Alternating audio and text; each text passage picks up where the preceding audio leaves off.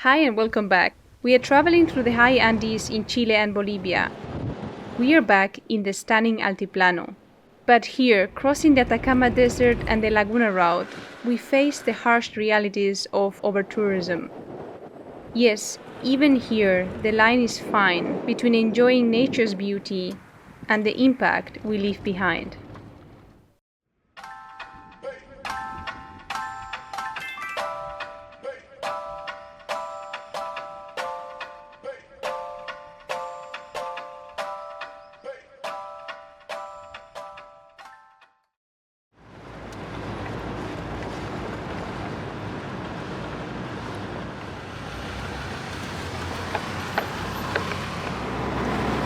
Leaving Antofagasta with our new hair.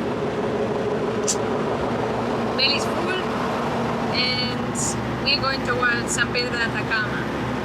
We originally wanted to stay at the coast to surf, but it looks like it's not really working anywhere, so just spending the time in this area which doesn't look so appealing to us. It's like a nonsense. So we're going towards San Pedro de Atacama. Maybe we can climb there. A couple of sectors. They're pretty high in altitude and we are coming from zero, from sea level, so we need to do again some acclimatization. Let's see how it goes.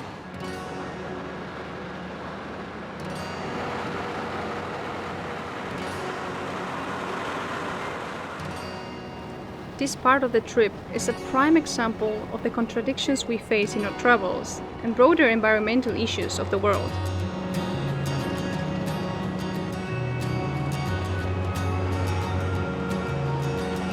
As we explore the Atacama Desert, known for its extreme aridity and stunning salt flats, we see a different side of desert landscapes. While other deserts we have seen are wild, barren, and visually striking, the Atacama is a production powerhouse.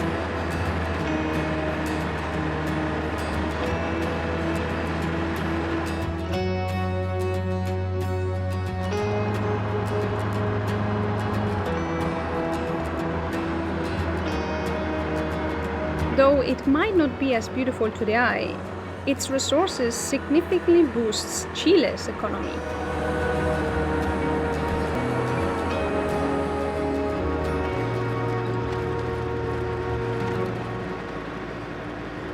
We are in the middle of the Atacama Desert. There's a riverbed.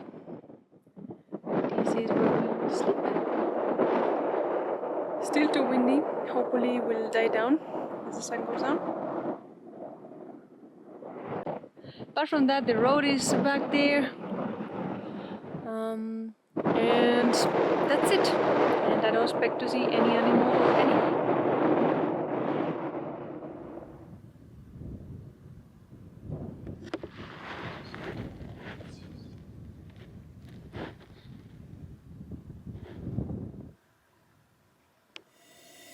Tonight in the Bluelandy restaurant we have a very German dish. We were lucky to find some German products in the last supermarket. Maybe you know, we're going to have Käsespätzle. Can you say it, Guy? Proper German? Käsespätzle. Yee. Ja. Nee. Aber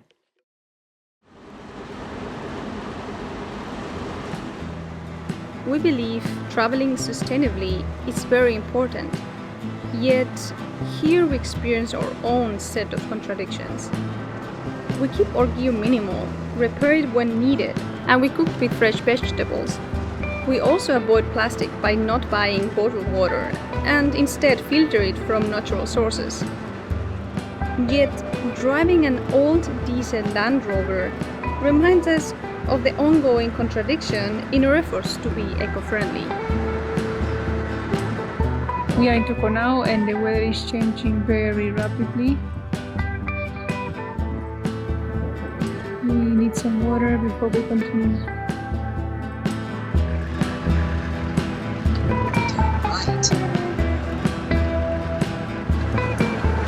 The weather here is full of contradictions as well. The Atacama Desert, known as one of the driest places on Earth, surprised us with quite the opposite. The color of the sun is insane.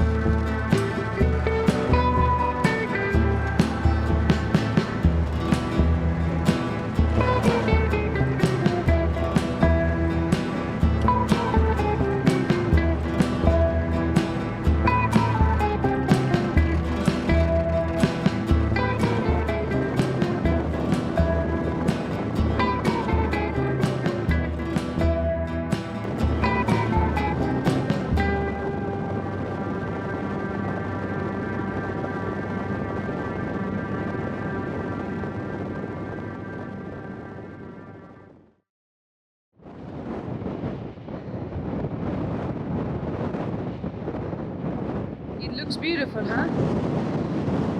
Yeah, but the wind was crazy all night. We were just parking and not even having breakfast.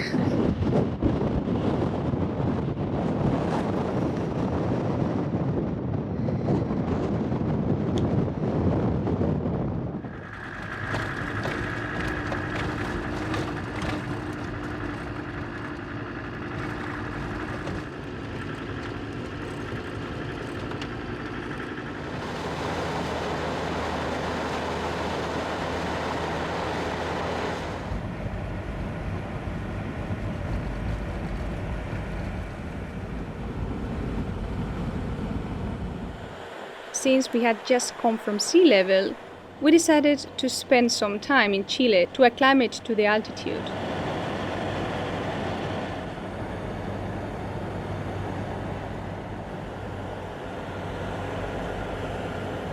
And what better way to do it than by getting active?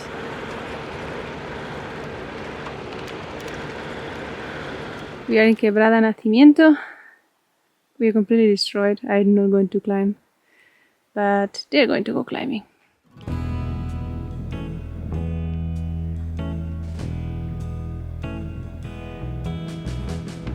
Luckily, the mornings were calm, allowing us to fully enjoy the beauty of this canyon.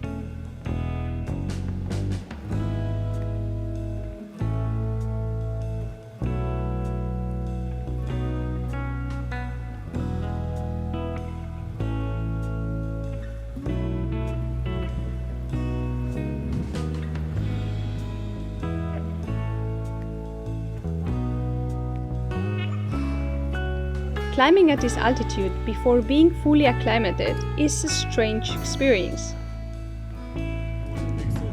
Your performance drops dramatically and your muscles tire out much faster than usual.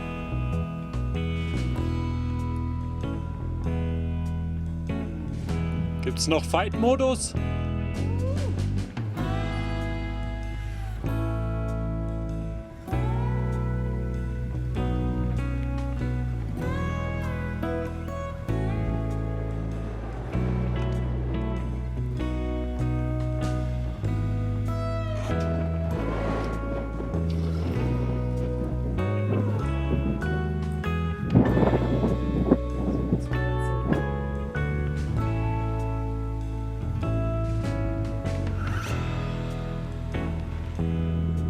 I did some laundry, but the storm is already coming. Kai and Kasten are climbing, but I don't know for how long. Look at that. Put the roof down, they're back. It's a bit scary.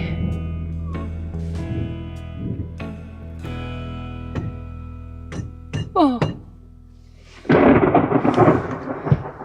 Okay, let's go. But they're not coming down. They're in the clouds. No. Okay. The sound that you hear, they come down. They're coming down. We just left and Kasten said that behind us, just meters away from us, there's a lightning just hit the ground and made like a black soil down there. I don't know.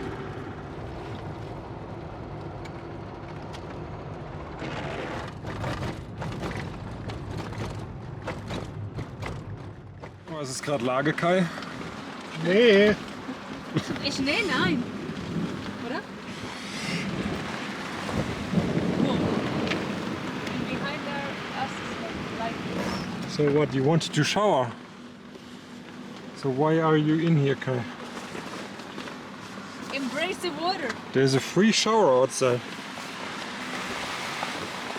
There's snow up in the mountains, in the desert.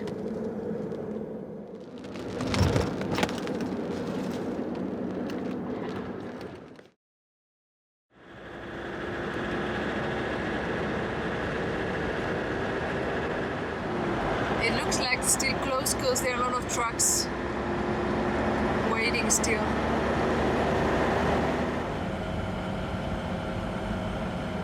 We were waiting for a couple of minutes, checked, and the Bolivian border is open.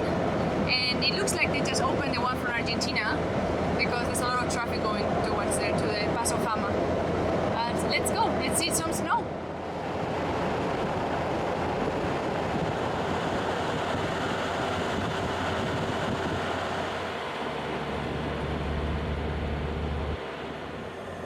We are climbing steadily toward the Ito Cajon border, one of the highest international borders in the world.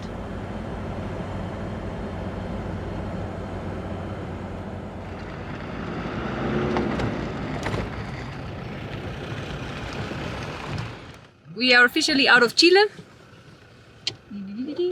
and now we're going towards Bolivia. We are now in no man's land at 4,600 meters in altitude, and I feel the altitude a lot.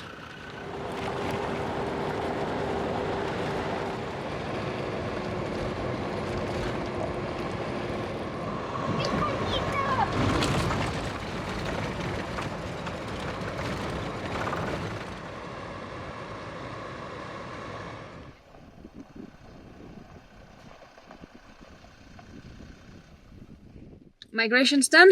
Now let's go and do all the aduana. How is aduana? Oh god, customs. Let's do some customs now.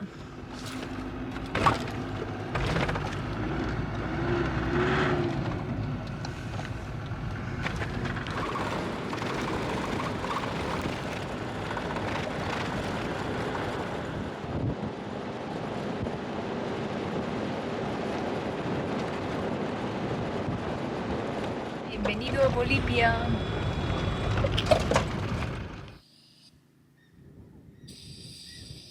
To continue in this part of Bolivia, we need to pay 150 Bolivianos, around 20 euros, $20 per person. It's not like in La Puna that is for free. It's actually a national park or national reserve. We're putting down the tires and then we can continue. Actually didn't have any Bolivianos and had to change some dollars.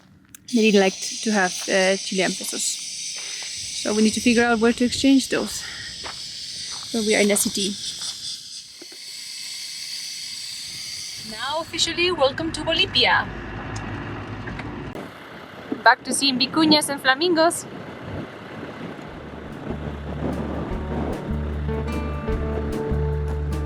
Back in the Altiplano and back at these extreme altitudes.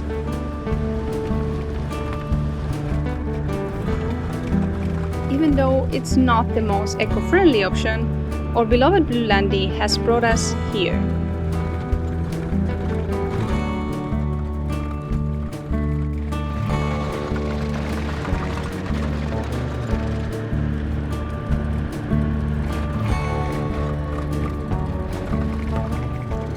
Everything is really wet and we're not creating really dust like we had, for example, in Laguna. It's a lot more comfortable in that sense. Yeah, but also means that the next days most probably we get storms in the evening. I don't know how bad are they going to be, above 4,000 meters. Let's see. All the peaks, like the high peaks, have snow.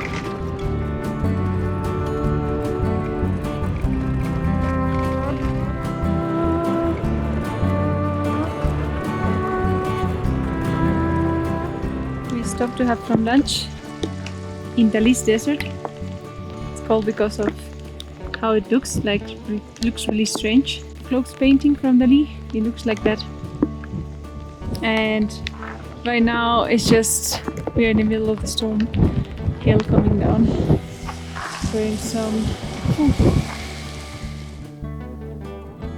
every 15 minutes there's a new cloud coming and rain.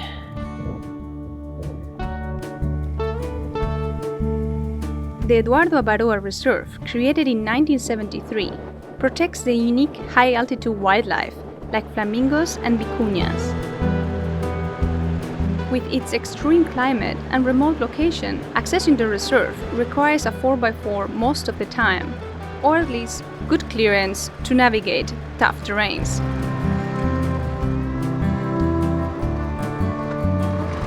In front of us, there is what it looks like a geothermal plant, and then back there, some geysers.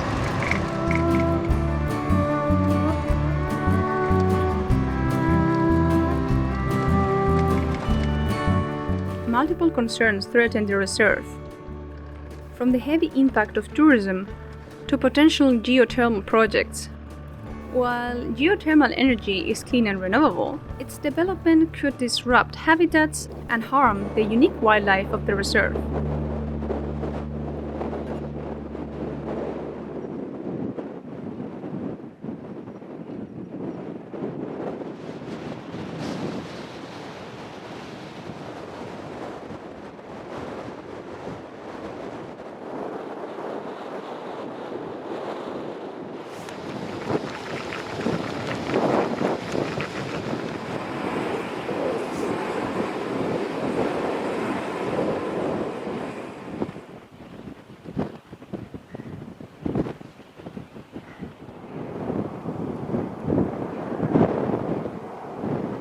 Balancing the need for renewable energy with preserving the fragile environment is a complex challenge, especially considering this is already stressed by mass tourism.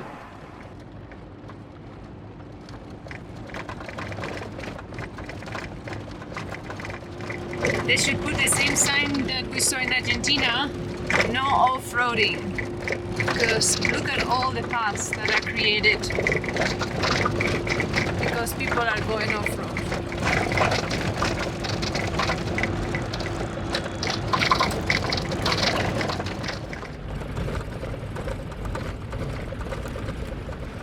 We knew that Bolivian Altiplano was a popular tour destination, but we had no idea of its scale and the extent of its impact. With around 50,000 visitors annually, 95% of whom are international tourists, the reserve is Bolivia's top source of tourism revenue. However, this high traffic puts significant strain on its fragile ecosystem. The corrugations are some of the worst we have seen since Namibia. Really bad. Everything is falling there in the back with the corrugations.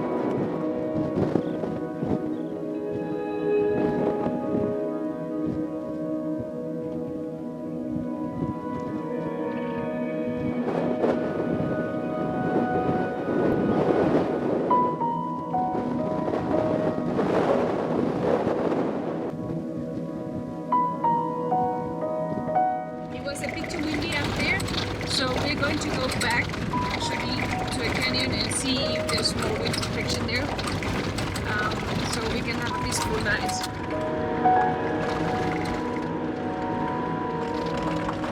Traveling with our Land Rover Defender, we are aware that we are part of the problem.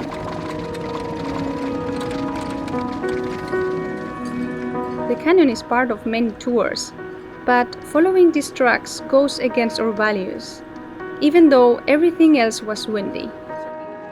This highlights the growing contradiction in our efforts to balance travel with environmental responsibility.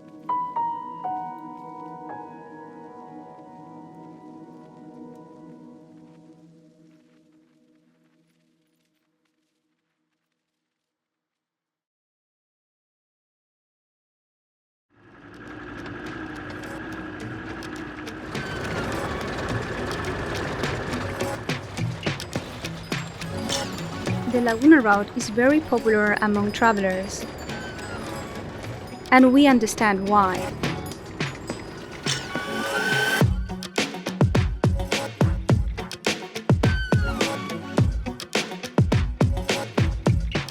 The landscapes here are truly epic, with breathtaking views around every corner.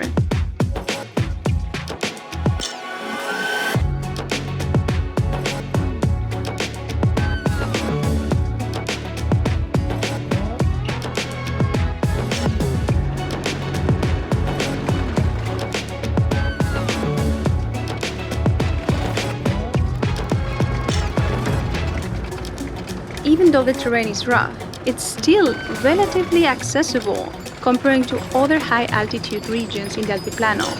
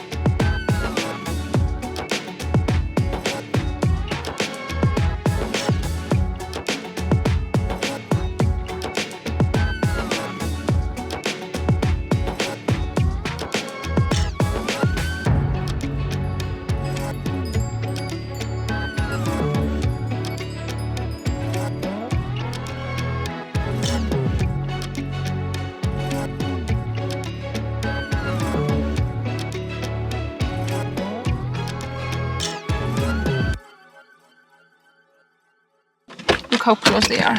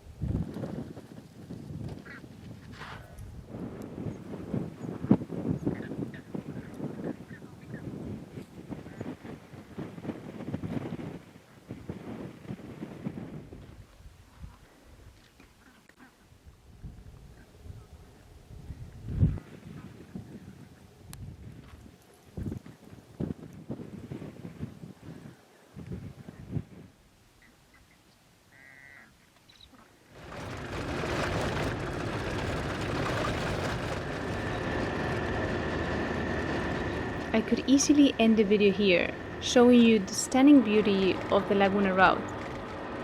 But if I did that, I would be lying, because we have a rather unpopular opinion about this reserve.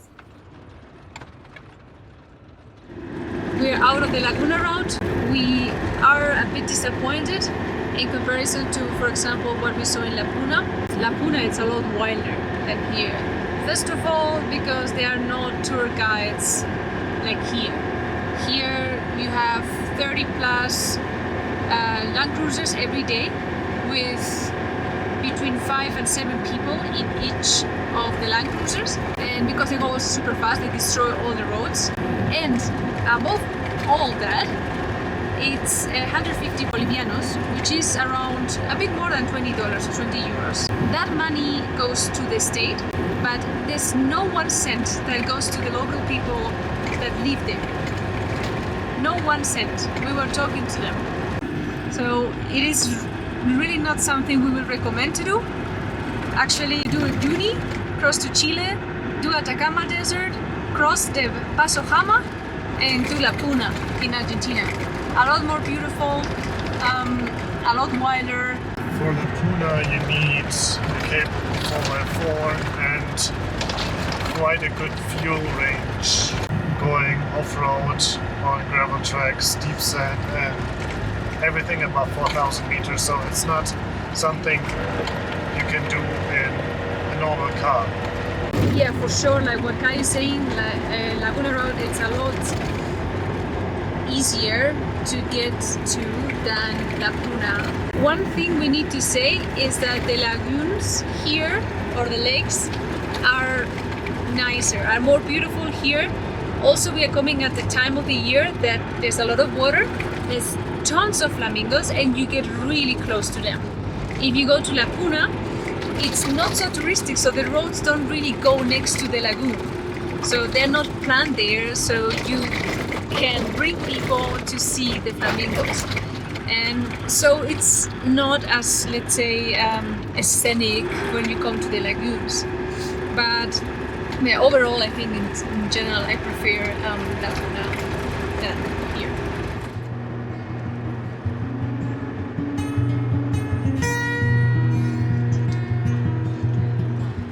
This experience has shown us that while exploring these breathtaking places it's a privilege, it comes with the responsibility to minimize our impact.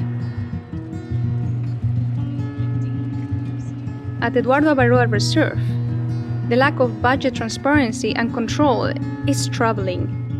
While we are not experts, we have observed both positive and negative examples along our journey. We like to see more approaches like those in Perito Moreno National Park in Argentina, which provides designated camping areas, limits daily visitor numbers, and encourages walking. However, such measures also impact the budget and funds for conservation. I guess we are not alone in struggling to find balance. How do you find yours?